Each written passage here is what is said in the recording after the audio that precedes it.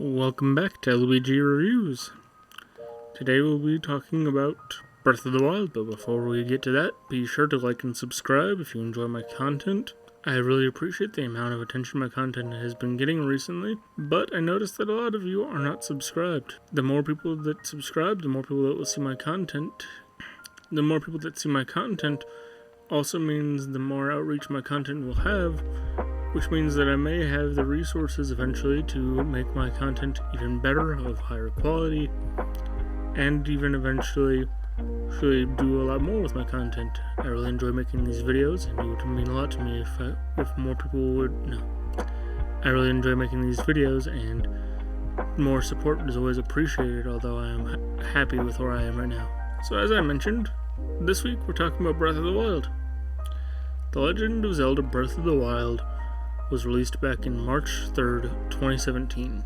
Breath of the Wild's story has been covered religiously and analyzed relentlessly ever since its release. I don't think it would be a stretch to say that Breath of the Wild shaped gaming forever.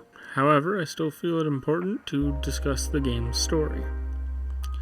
The game sees Link, the main character of every Zelda game, waking up in a strange room in his underworld, with a female voice telling him to wake up and to pick up the Sheikah slate off of a pedestal. After he does so, and after a very minor explanation about what's going on, you end up climbing a wall and going out on top of a cliff as the game's opening plays. There, you see an old man walking towards you, but then turning away. And then the old man walks away, and then the game leaves you to your own devices for a bit. As you explore the area around you, you get interrupted by the voice again, and it tells you to follow a marker on your Sheikah slate. That marker leads you to a pedestal that, when you place your Sheikah slate on it, causes a massive tower to erupt from the ground. After you get down from the tower, firstly you find out that, the tower gave me a map of the area, and secondly, that old man from before suggests that you go investigate these structures that have also popped up around the plateau. Once inside these buildings, called shrines, you then unlock the game's main tool, being runes. There are 4 runes, but technically actually 5 that you get at the start of the game. There are the remote bombs, both round and square. There's magnesis. There's cryonis. And stasis. Now, after you complete the 4 shrines around the Great Plateau, the old man tells you to go to the place where the shrines intersected if you were to draw a line from one shrine to another. And that place is the Temple of Time. Once at the Temple of Time, you get your paraglider and you're able to leave that plateau, but he recommends that you go visit a woman named Impa. However, the game does not require you to go see Impa. Now, if you wanted to, you could go to the final boss fight right then and there. I mean, you wouldn't be able to get very far because you don't have much weaponry and your armor isn't that good, but you definitely can do it. And honestly, that's a good thing. Like, I could talk about the divine beasts, I could talk about the whole story about how the story actually began 100 years ago and how you actually fell in battle and all that. But that isn't the main focus of today's video. Now, the main focus of today's video revolves around a cool opportunity that I got to be a part of back in February and March. See, being a disabled gamer, back in February and March, there was a unique opportunity that was presented to my feet, where a group of graduate students from the University of Michigan Flint were doing a study to find better ways to make gaming more accessible to people with disabilities. Being a gamer, and considering that I had just started launching my YouTube channel, I figured, hey, this is a really good opportunity. I could learn some stuff about accessibility, and also could lead to some better improvements with accessibility in video games in the future. So yes, I'm absolutely going to participate. First, the researchers in the study came to my home. They interviewed me for a while, and then they discussed my past with video games, and then they recorded me playing some games on my PC. And then a few weeks later, I received an invitation to continue to participate within the study. Due to some scheduling issues, they had to do it over Zoom. However, what they showed off was some concepts for customizable heads-up displays. For the uninitiated, a heads-up display is the graphics that never leave your screen in a video game. So in Breath of the Wild's case, that's your hearts, the weather, the time, your thermometer, the minimap. Later on, that's the champion abilities. That's the stamina meter for your horse. The heads-up display is pretty much the information that the game deems necessary for you to be able to interact with the game world.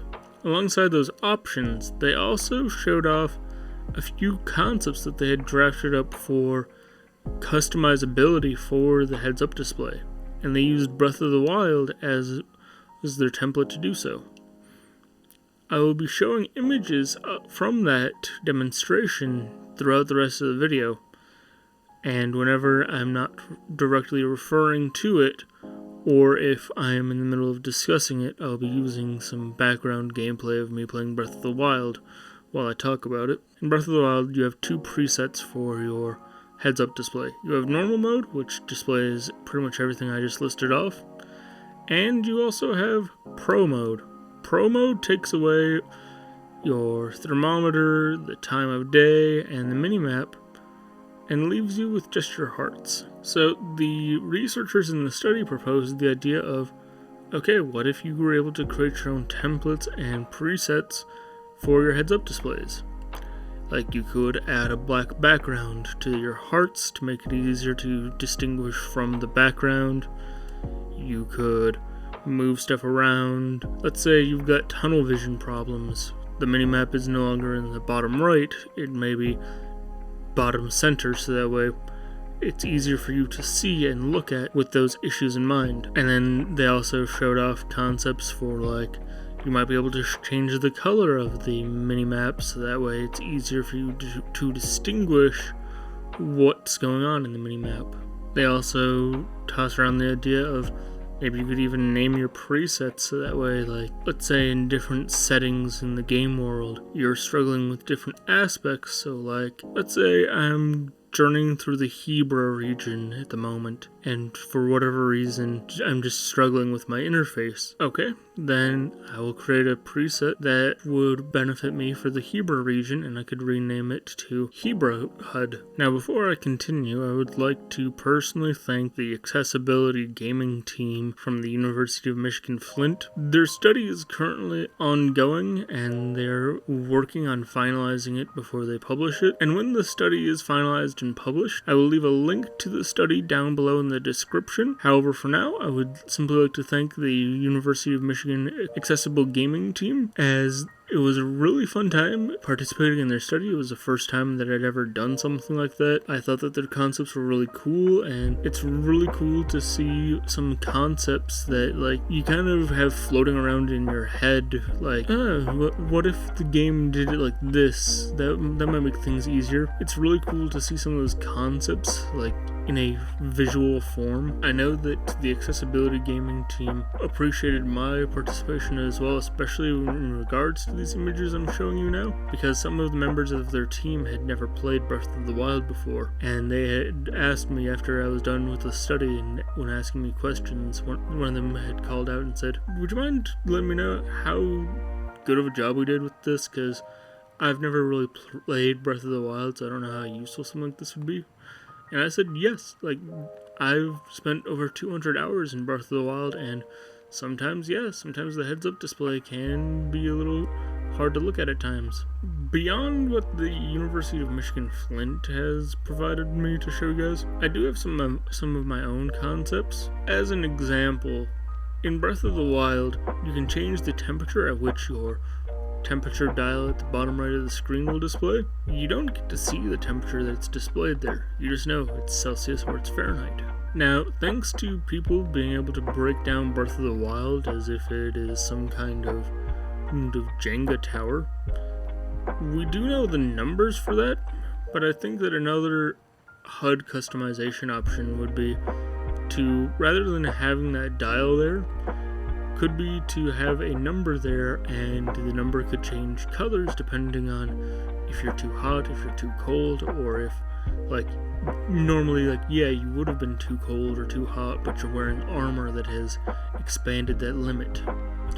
Another thing that I think Breath of the Wild could have also done, and now this is going to sound a little ridiculous, but it would have been helpful, at least for me, is the game does display what buttons on the D-pad you press to do certain things.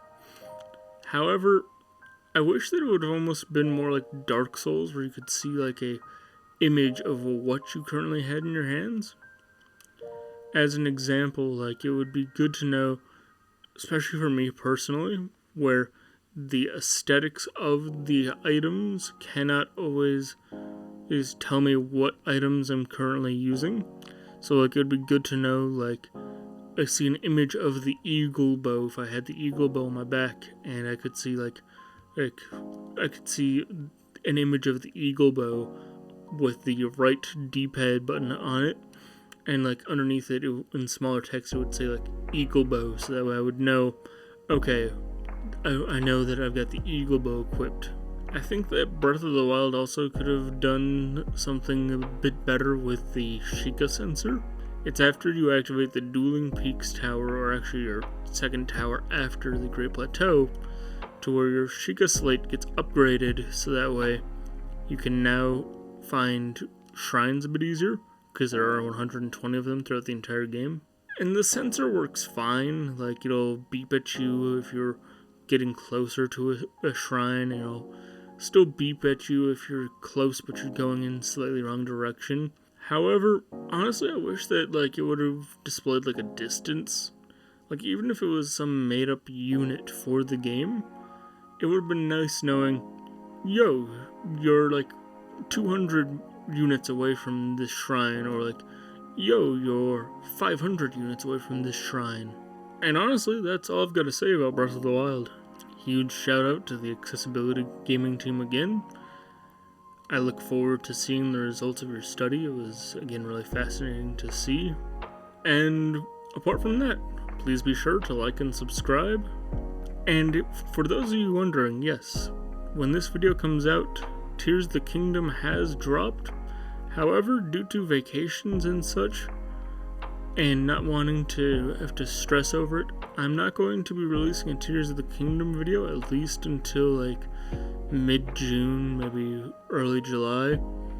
However, I do want to do a video on Tears of the Kingdom. Tune in next week when we review Terra Nil, a relaxing anti-city builder about restoring nature to its former glory.